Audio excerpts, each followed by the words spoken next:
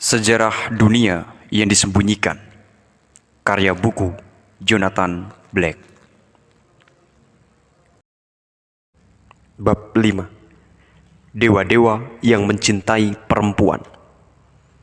Nephilim, keahlian teknik manusia, dewa-dewa ikan, kisah asli dari asal-usul spesies. Kita sekarang akan melihat ke dalam salah satu dari bagian yang lebih keruh dan lebih memalukan dalam sejarah dunia. Bahkan dalam kelompok-kelompok rahasia, sebuah selubung kadang-kadang disibakkan. Seorang pendeta di Babilonia pada zaman Alexander yang Agung adalah salah satu dari sejarawan pertama. Jelas dari beberapa bagian yang masih ada bahwa Berosus seperti Herodotus sebelum dirinya telah mempelajari daftar raja yang tertulis pada prasasti di dinding kuil dan menggali ke dalam arsip-arsip rahasia imam.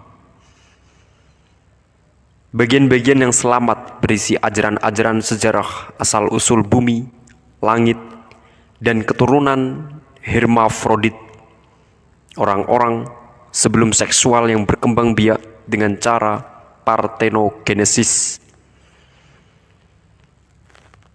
Berosus melanjutkan menjelaskan bagaimana tanah kemudian dihuni oleh bangsa primitif. Lalu, pada suatu hari ia berkata, seekor monster muncul dari pantai. Seekor binatang disebut Oannes yang seluruh tubuhnya adalah ikan.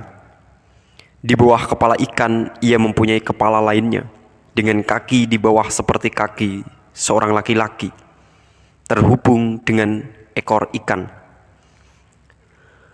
Suara dan bahasanya terdengar lancar dan bahasa manusia, dan gambarannya masih ada bahkan hingga sekarang. Monster ini biasanya melewatkan harinya di antara manusia, tetapi tidak makan makanan manusia.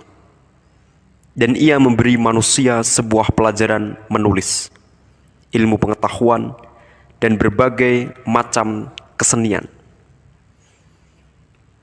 Ia mengajari mereka untuk membangun kota-kota, mendirikan kuil-kuil, menghimpun hukum, dan menjelaskan kepada mereka pengetahuan geometris. Ia membuat manusia membedakan benih-benih dan memperlihatkan kepada mereka cara memetik buah-buahan. Pendeknya, ia memberi petunjuk dalam segala hal yang bisa memperlembut perangai dan memanusiakan kehidupan mereka. Dan ketika matahari terbenam, makhluk Oannes ini kembali masuk ke dalam laut, lalu menghabiskan malam di laut karena ia makhluk amfibi. Setelah penampilan makhluk seperti Oannes ini, kisah yang sama tentang dewa ikan yang tiba-tiba muncul dan menjadi guru manusia bisa ditemukan pada tradisi lainnya. Misalnya kisah-kisah India tentang Matsya, penjelmaan Vishnu pertama, dan kisah-kisah dari Phoenician kuno tentang Dagon yang mengajarkan manusia seni irigasi, dan dewa-dewa ikan kuno dari suku Dagon di Afrika Barat. Kita bahkan tahu dari Plutarch bahwa penggambaran Zeus yang paling awal merupakan seorang laki-laki berekor ikan. Sebuah gambaran yang selamat dari mitologi Yunani dalam bentuk saudara laki-laki Poseidon. Beberapa orang penulis modern di luar tradisi esoteris telah melihat dalam ikan ini bukti hayalan untuk invasi makhluk asing pada zaman kuno. Bahkan diungkap bahwa ras manusia secara keturunan direkayasa oleh penyusup-penyusup asing. Hal itu merupakan penggambaran yang baik tentang cara tradisi esoteris disalahartikan oleh orang-orang yang memaksakan gemerlapnya materialistis pada tradisi-tradisi itu. Jika calon untuk inisiasi kita telah diinisiasi hingga ke tingkat yang cukup tinggi, ia seharusnya telah menerima ajaran tentang kebenaran dari materi. Sesuatu yang sangat mirip dengan yang berikut ini. Dalam Genesis ada bagian yang mungkin pada awalnya tampak tidak merujuk pada peristiwa-peristiwa ikan, walau juga menceritakan tentang invasi oleh makhluk dari alam lain. Genesis 6.1/5.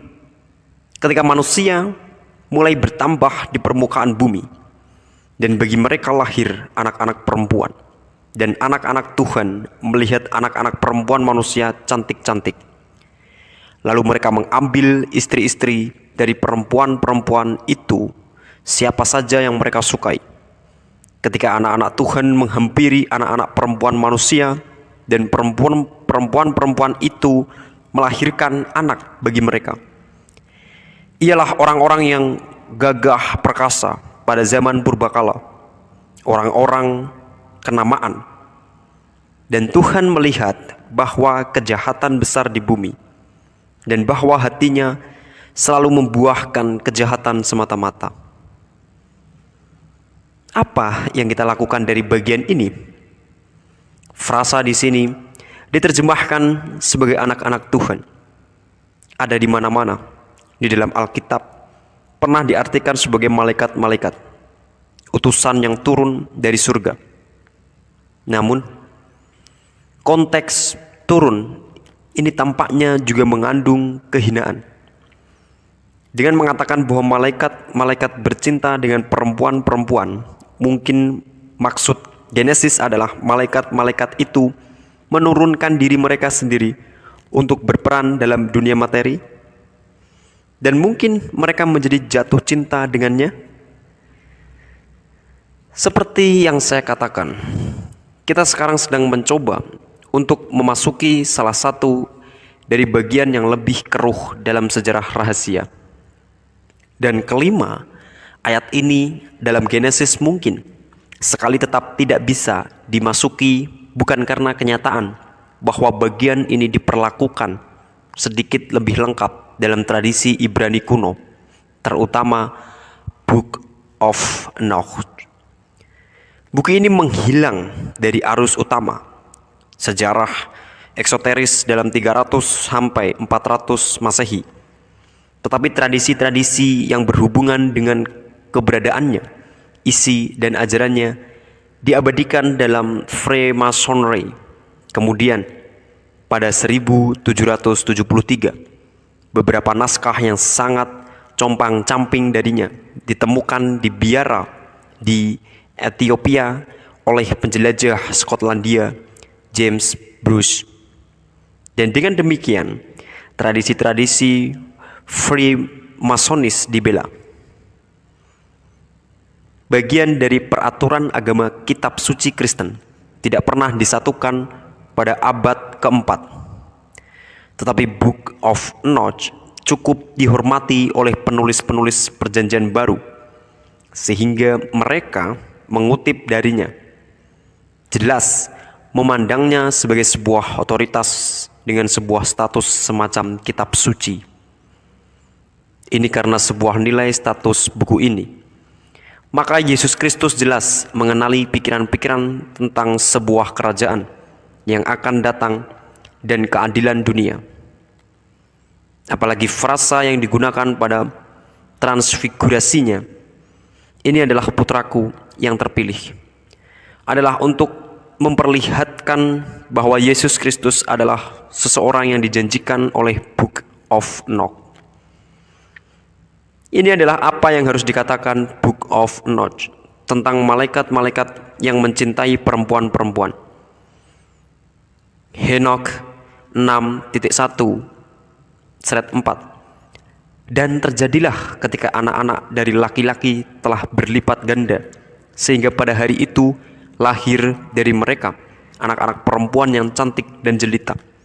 Dan malaikat-malaikat, anak-anak dari surga, melihat dan bergairah karena mereka, dan berkata satu pada lainnya, "Ayo, kita pilih untuk diri kita sendiri dari antara anak-anak laki-laki itu, dan kita peroleh anak-anak kita." Dan semuanya bersama-sama memilih istri mereka sendiri, dan masing-masing memilih untuk diri mereka sendiri. Dan mereka mulai masuk dan menajiskan diri dengan mereka, dan mengajari mantra dan tenung, dan mereka hamil. Setelah itu, Henokh diajak berkeliling surga, tempat malaikat-malaikat pemberontak atau pengamat-pengamat meminta Henokh untuk menjembatani mereka dengan Tuhan atas nama mereka. Namun, ketika Henokh mencoba melakukannya, Tuhan hanya menolak mereka dan mengirim Henokh kembali. Dan pergilah kepada sang pengamat yang telah mengirimmu untuk menjembatani untuk mereka. Kau harus menjembatani untuk manusia dan bukan manusia untukmu. Kisah tentang malaikat-malaikat pembangkang kemudian diceritakan kembali, seperti adanya dengan kata-kata Tuhan sendiri dan dengan tambahan rincian. Henokh 6.15/16.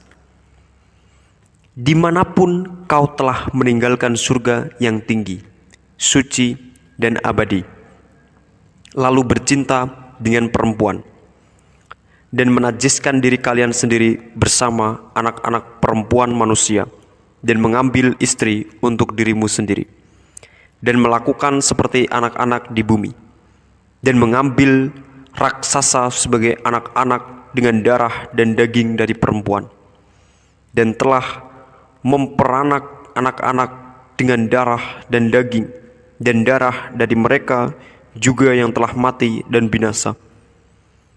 Dan sekarang untuk para penjaga yang telah mengirimku sebagai jembatan untuk mereka yang pernah di surga, katakan kepada mereka, kalian sudah pernah di surga, tetapi semua misteri belum diungkap untuk kalian. Dan kau tahu, orang hina, dan ini di dalam kekerasan hatimu kau telah dikenal perempuan-perempuan, dan melalui misteri perempuan dan laki-laki bekerja lebih banyak kejahatan di bumi.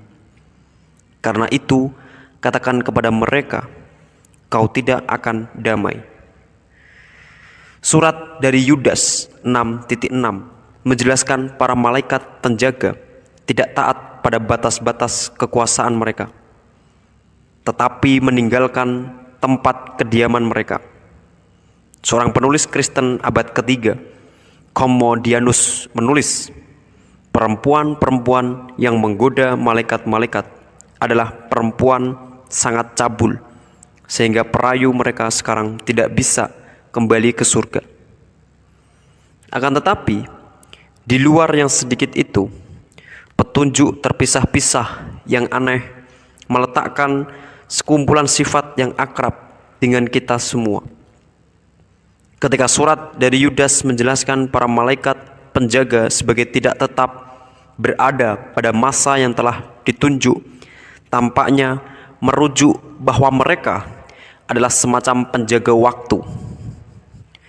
Namun akhirnya memberitahu kunci untuk mengungkap jati diri tersembunyi dari malaikat-malaikat yang jatuh, terletak pada jumlah mereka, seperti yang diberikan dalam salah satu dari versi Book of Enoch, yaitu 7.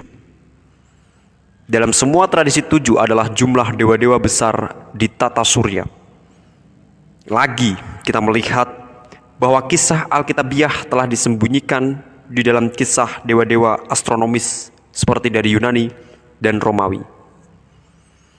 Malaikat-malaikat yang secara seksual tergoda perempuan manusia tidak lain adalah dewa-dewa Olympus. Kita telah melihat bahwa Alkitab berisi catatan tentang penciptaan yang disembunyikan, yang peran utamanya dimainkan oleh Saturnus, bumi, matahari, Venus, dan bulan. Kita telah mengikuti kisah dari materi murni hingga ke nabati, ke pengaduan pertama dari kehidupan hewani. Zaman selanjutnya akan ditandai dengan kehadiran dewa-dewa dari tata surya. Jupiter atau Zeus, seperti dikenal oleh orang-orang Yunani, menjadi raja dari seluruh dewa. Dewa-dewa Mars dan Merkurius akan terbang menampakkan diri selama zaman ini juga. Bayi Jupiter harus disembunyikan dari ayahnya. Saturnus, ibu bumi, menyembunyikan Jupiter di pulau Kreta dalam sebuah gua jauh di bawah tanah, terpisah dari dewa-dewa lainnya. Jupiter hidup dari minum susu kambing, peri, dan makan madu lebah suci. Ibu bumi menyembunyikan Jupiter dalam gua ini karena ia takut Saturnus dan Titan, anak-anak laki-lakinya yang lebih tua dan anak-anak perempuannya dari Saturnus, akan datang untuk menghancurkannya. Ia tahu bahwa kelahiran Jupiter memperlihatkan bahwa pemerintahan Saturnus telah menjelang berakhir. Tetapi masa pergantian dari satu masa ke masa lainnya selalu menyakitkan. Ordo yang lebih tua selalu mencoba untuk tinggal melebihi masa yang diberikan kepada mereka. Para Titan adalah pasukan Saturnus. Mereka adalah pemakan kesadaran.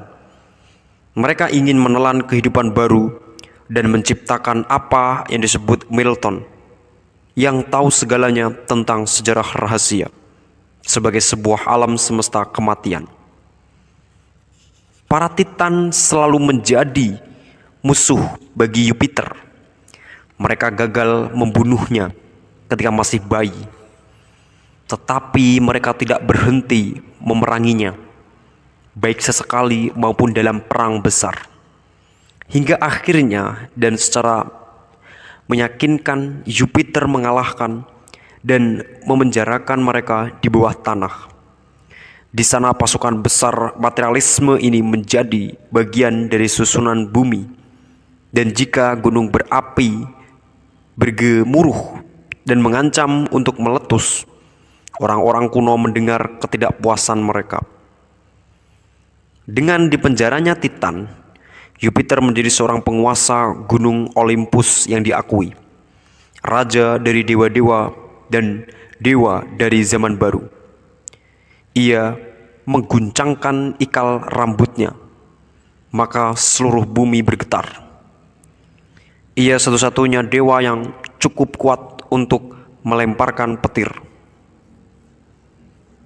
Dalam adikaryanya, The Marriage of Cadmus and Harmony, Roberto Calasso, seorang penulis dan sarjana Italia yang telah berusaha keras untuk memperkenalkan esoteris kepada khalayak yang lebih luas sehubungan dengan kenyataan historis di balik mitos, dengan mengatakan Olympus adalah sebuah pemberontakan cahaya melawan kebenaran. Dengan kata lain, dewa-dewa Olympus, Jupiter, Apollo, Mars, Merkurius, Diana, Athena, dan yang lain memberontak melawan pembatasan yang dibuat oleh Saturnus. Dewa-dewa Olympus terbang di udara untuk melakukan tindakan-tindakan ajaib dan mengalahkan monster-monster mengerikan. Itu adalah zaman yang luar biasa dan sangat baik, yang memukul dan menggeliat dalam pikiran, mengilhami beberapa kesenian paling penuh khayalan dalam sejarah, ukiran, dan literatur. Akan tetapi, ia juga agak sinis, sebuah zaman yang dicap memiliki ambiguitas moral. Petir Jupiter menyambar menembus sebuah ruang padat oleh testosteron, berbau tajam hewan buas berahi, jatuhnya hewan buas tanpa belas kasih. Jupiter memerkosa Kalisto dan perempuan itu berubah menjadi seekor beruang. Jupiter memerkosa Io dan perempuan itu berubah menjadi seekor sapi. Ia menghukum Lycaon karena kanibalisme dengan mengubahnya menjadi seekor serigala. Berahi Apollo pada Hyacinth mengakibatkan perempuan muda itu berubah menjadi bunga, dan Daphne yang diperkosanya berubah menjadi semak laurel. Kita harus mencatat bahwa semua mitos dihubungkan dengan perkembangbiakan dari bentuk-bentuk alami. Semakin padatnya setiap sentimeter persegi dari planet kita dengan berbagai macam tumbuhan yang tak terhitung dan hewan. Keragaman kehidupan yang merupakan kemegahan alam itu sendiri. Zeus bukan moral dalam artian yang akan dikenali Musa, tetapi ia dan rekan-rekan Olympusnya mengendalikan nafsu kesuburan. Miliaran kreativitas dari dunia biologis. Akan tetapi, bagaimana dengan sejarah dewa-dewa ikan itu? Bagaimana bisa cocok? Kita telah melihat bahwa banyak mitologi di seluruh dunia menceritakan kisah-kisah aneh tentang kedatangan dewa-dewa ikan. Dan kita telah menyentuh kenyataan. Bahkan Jupiter pada penggambarannya yang paling awal merupakan salah satu dari mereka. Kita telah melihat juga bahwa mitos-mitos tentang Jupiter dan dewa Olimpia lainnya merupakan sebuah catatan penyebaran dari bentuk hewani. Menggabungkan dua hal ini memunculkan kemungkinan yang menakjubkan. Mungkinkah mitos-mitos itu mendahului wawasan ilmiah modern yang menyatakan bahwa zaman kehidupan hewani yang akhirnya berkembang menjadi bentuk manusia berawal dari kehidupan seekor ikan? Jika benar, hal itu akan menjadi pengungkapan yang mencengangkan. Penemuan Darwin tentang evolusi spesies merupakan penemuan ilmiah yang hebat dalam sejarah, disetarakan dengan penemuan-penemuan Galileo, Newton, dan Einstein. Mungkinkah bahwa pendeta-pendeta di sekolah misteri tahu tentang evolusi spesies beribu-ribu tahun lebih awal?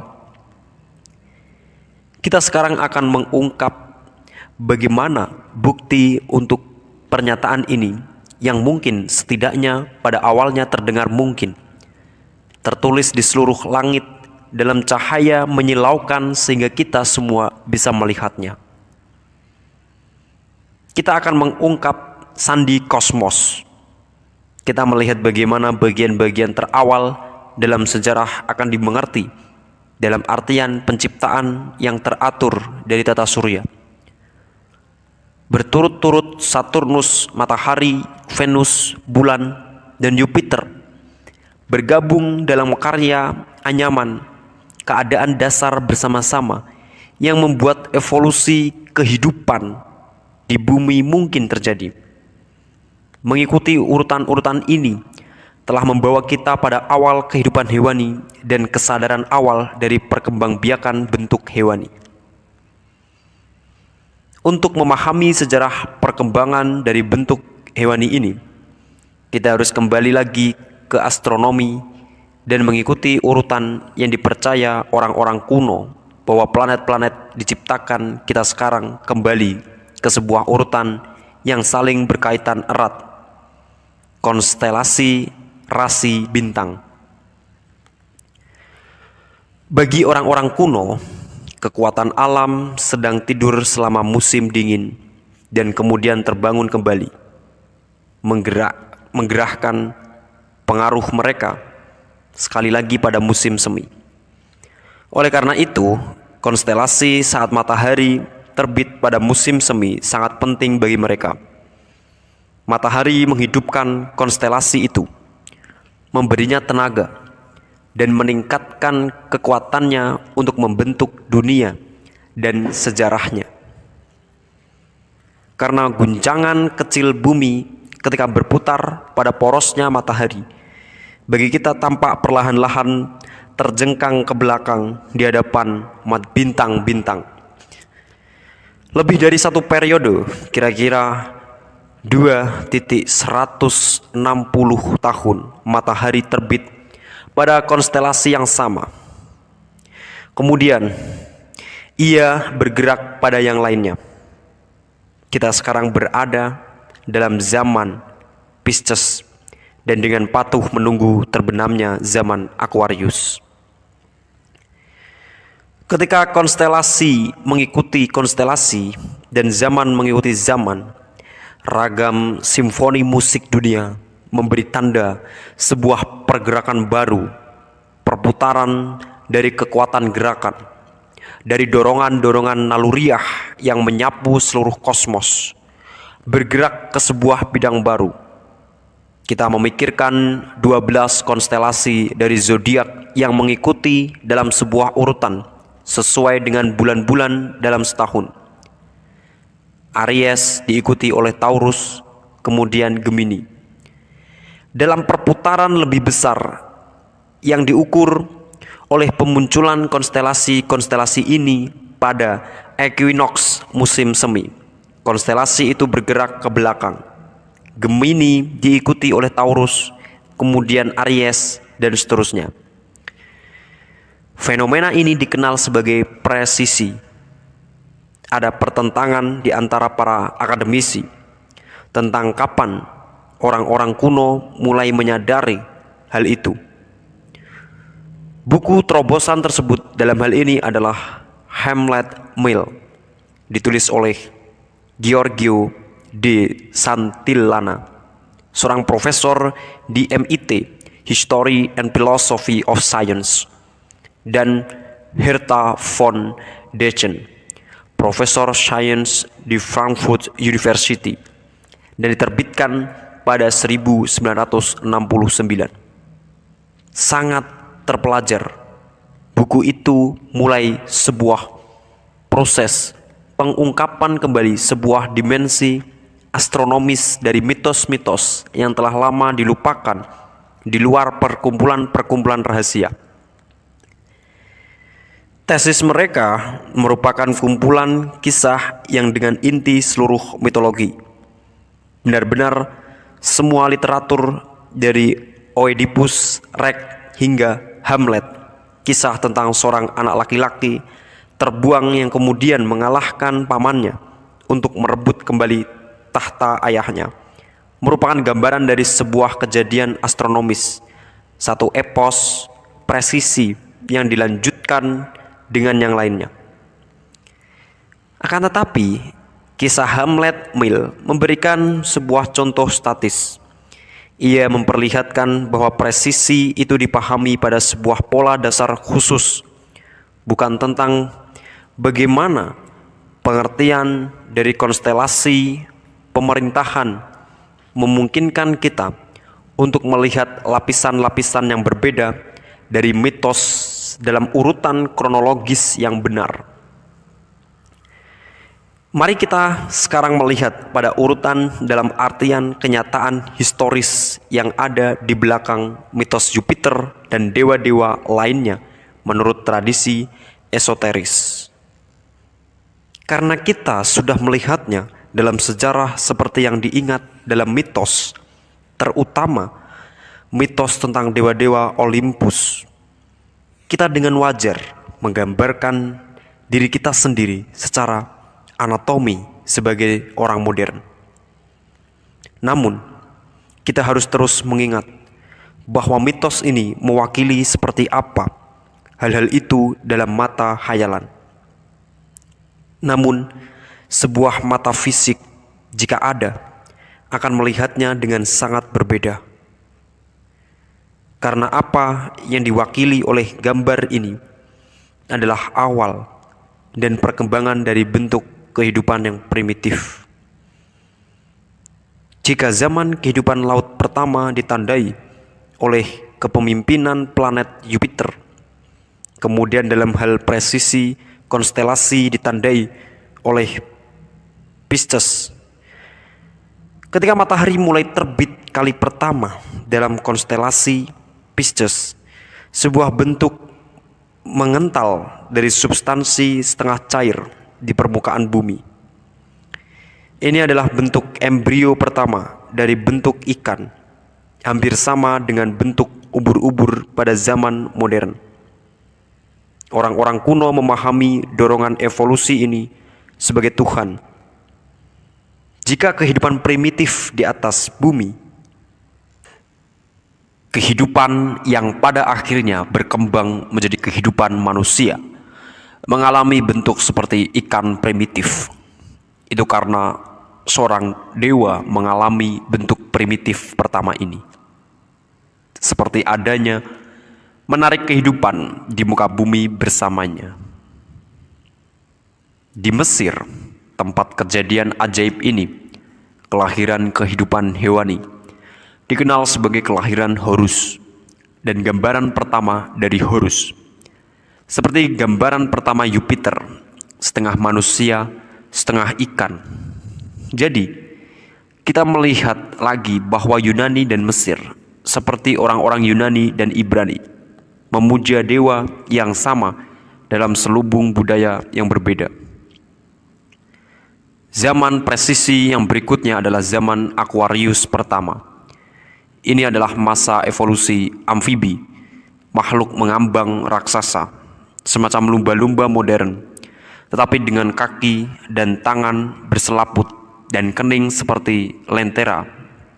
Lentera ini adalah kelenjar pineal, menonjol dari atas seperti itu, masih dijumpai pada beberapa hewan jenis reptil, seperti kadal spesies tuatara di Selandia Baru. Lentera itu masih merupakan organ utama makhluk proto-manusia dari presisi, peka terhadap hangat dan dingin pada makhluk hidup lainnya, baik yang ada di dekatnya maupun yang jauh. Lentera itu bisa menerangi sifat dasar di dalam dirinya.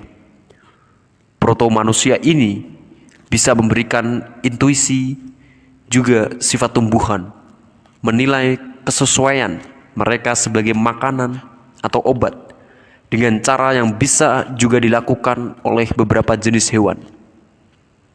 Dan karena hukum alam tentang pertumbuhan belum ditetapkan dengan sempurna, manusia bisa juga berbicara dengan tumbuhan sebisa mungkin.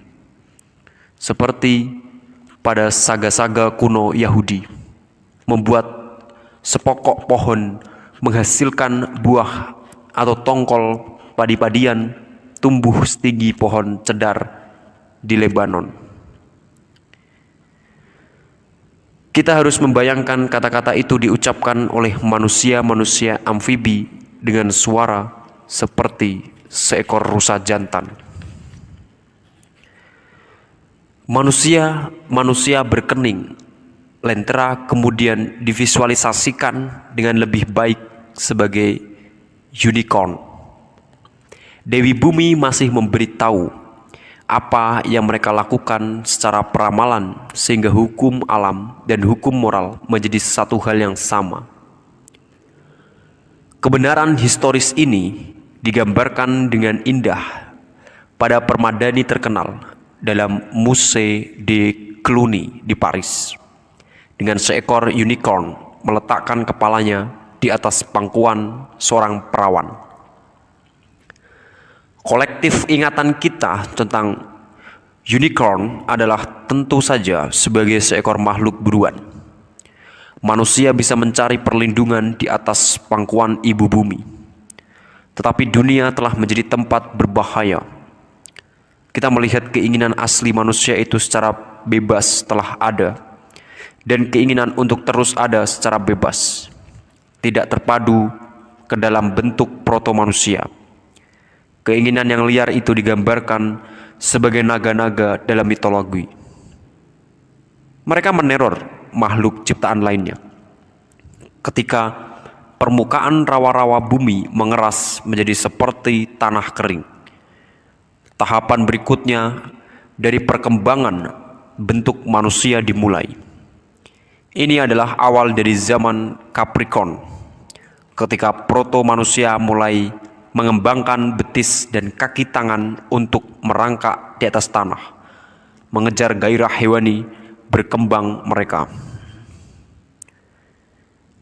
Menurut kearifan kuno, kehadiran Mars yang membawa ke evolusi menjadi hewan berdarah hangat. Mars tiba pada waktu perubahan dari amfibi semacam kadal ke zaman Capricorn, ke hewan tanah pada zaman Sagittarius berkaki 4. Mars yang kuat mengeluarkan darah merah dan memberikan keadaan yang memungkinkan egotisme dan tidak hanya dalam hal keinginan yang sehat untuk bertahan hidup. Ketika bumi terus bertambah keras, semakin padat dan semakin kering, ia pun mengerut lebih banyak dengan akibat bahwa satu makhluk hanya bisa makmur karena pengorbanan yang lainnya. Hal itu menjadi bagian dari keadaan manusia yang hampir tidak bisa dipindahkan tanpa merusak, bahkan membunuh makhluk hidup lainnya. Karena Mars ada juga bagian bengis dari makhluk manusia yang bersuka cita karena ini, senang memaksa sama manusia untuk patuh dan menjadi sangat gembira ketika merasa menjadi berkuasa di atas yang lainnya. Ketika ia mampu melakukan pemaksaan dengan kekerasan tanpa penyesalan. Ketika proto-manusia menjadi makhluk daratan yang sempurna, juga menjadi penting untuk menciptakan cara-cara baru berkomunikasi dengan sesama manusia. Itu adalah akibat pengaruh dari Merkurius yang mengembangkan rongga dada. Merkurius juga membuat anggota tubuh yang lebih ramping dan lebih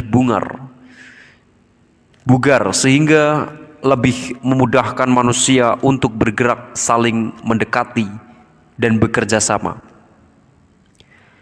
Ia juga tentu saja adalah utusan dan panitera para dewa yang dikenal sebagai Hermes bagi orang Yunani dan Thoth bagi orang Mesir. Ia juga dewa akal bulus dan pencuri. Bab ini adalah sebuah tanggapan tentang Genesis, diambil untuk catatan tradisi paralel seperti Mesir dan Yunani. Cara untuk menafsirkan atau membaca Alkitab muncul di antara Neoplatonis dan Kabalis awal dan dijelaskan oleh kelompok-kelompok seperti Rosicrucian.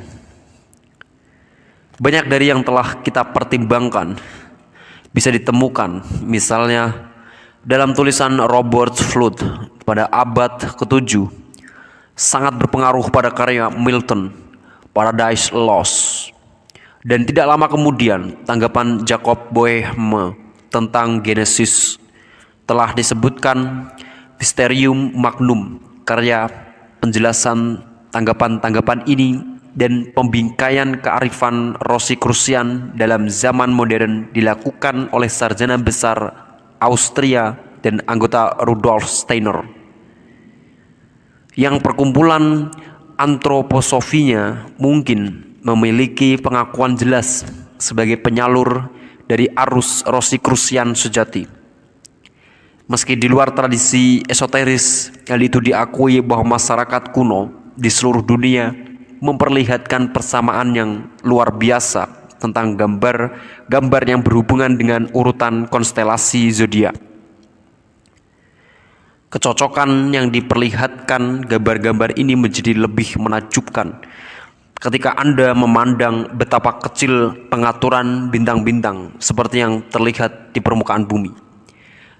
Kenyataannya adalah bahwa orang-orang kuno melihat urutan perbintangan dalam sejarah evolusi manusia dan dunia seperti secara kolektif diingat dan dimengerti.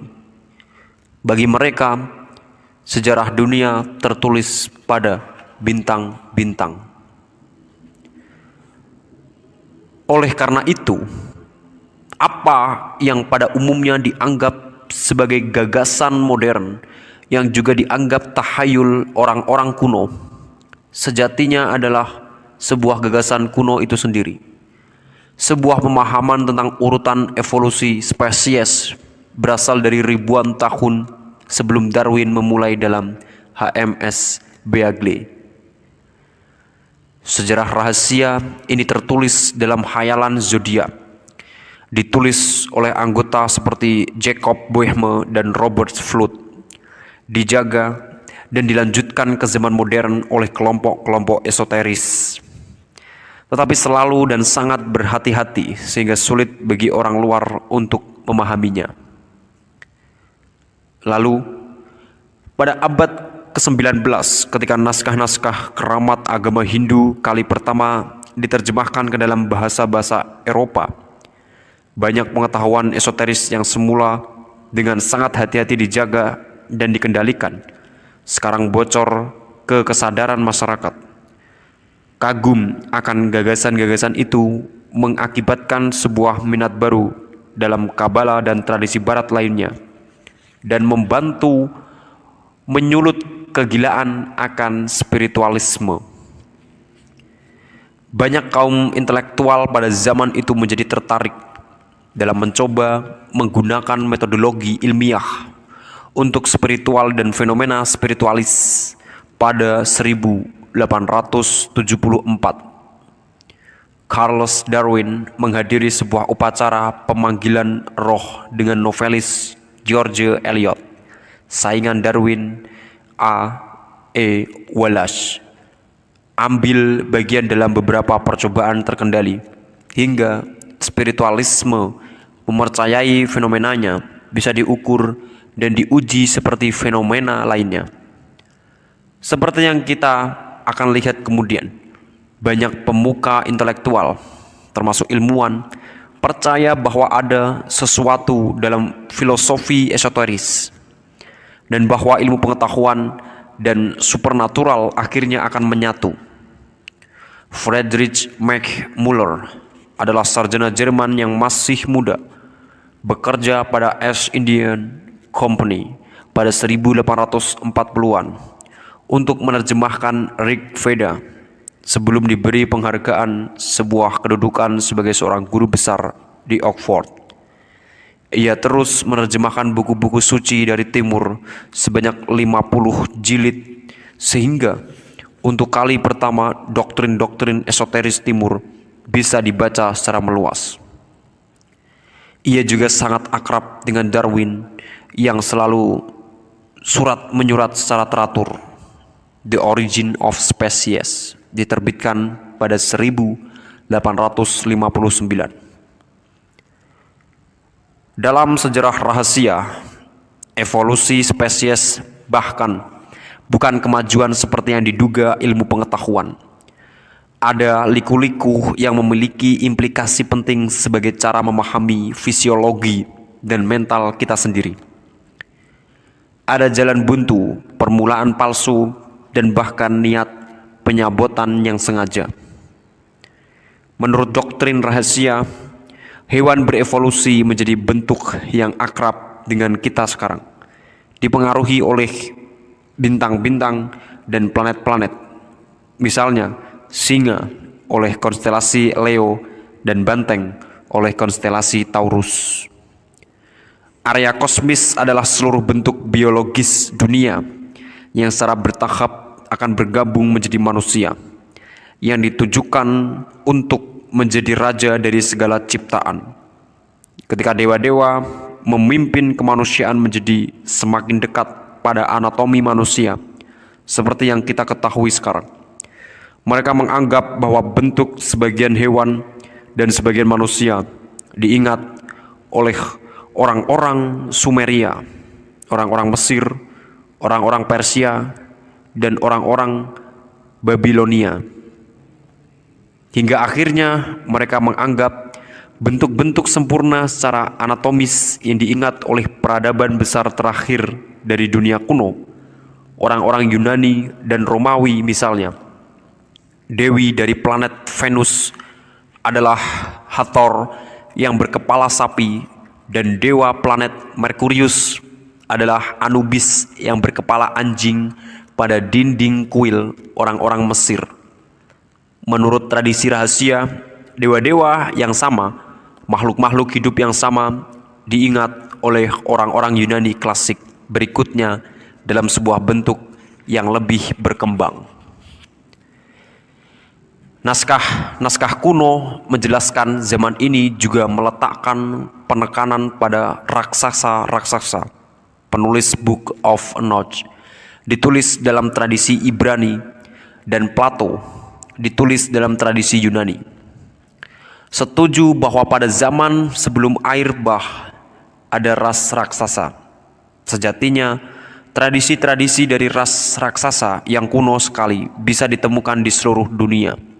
Dari Danavas dan Daitias dari India hingga Miao Tse dari Cina. Dalam sebuah dialogue between Midas, the Phrygian, and Silenus yang selamat dalam bentuk pecahan dari zaman Alexander yang Agung, Silenus berkata bahwa orang-orang tumbuh berukuran 2 kali lipat dari orang-orang terjangkung pada masanya, dan mereka hidup dengan usia yang 2 kali lipat juga. Dalam tradisi rahasia, patung raksasa Bamyan yang baru-baru ini dihancurkan di Afghanistan bukan patung 3 raksasa Buddha, melainkan patung seukuran sebenarnya dari raksasa dengan tinggi 173, 120, dan 30 kaki. Pakaian yang membuat mereka tampak seperti Buddha terbuat dari semen. Dikatakan telah ditambahi dengan batu setelah itu. Pada abad ke-19 dicatat bahwa orang-orang daerah percaya bahwa mereka adalah patung Miao Tse, raksasa-raksasa dari tradisi Cina. Patung-patung terkenal dari Easter Island juga diduga memiliki ketinggian dari raksasa-raksasa bersejarah. Ular-ular, laba-laba, kumbang, dan makhluk-makhluk parasit dibentuk di bawah pengaruh kebengisan dari sisi gelap bulan. Kemudian ada orang sinting di jalan buntu, laki-laki berkaki 1, manusia kelelawar, manusia serangga, dan manusia berekor. Manetho, sejarawan Mesir dari abad ketiga Masehi, juga mencatat tradisi-tradisi keturunan malaikat-malaikat pengawas, menulis mereka membawa manusia bersayap ganda, juga yang lainnya dengan 4 sayap dan 2 wajah.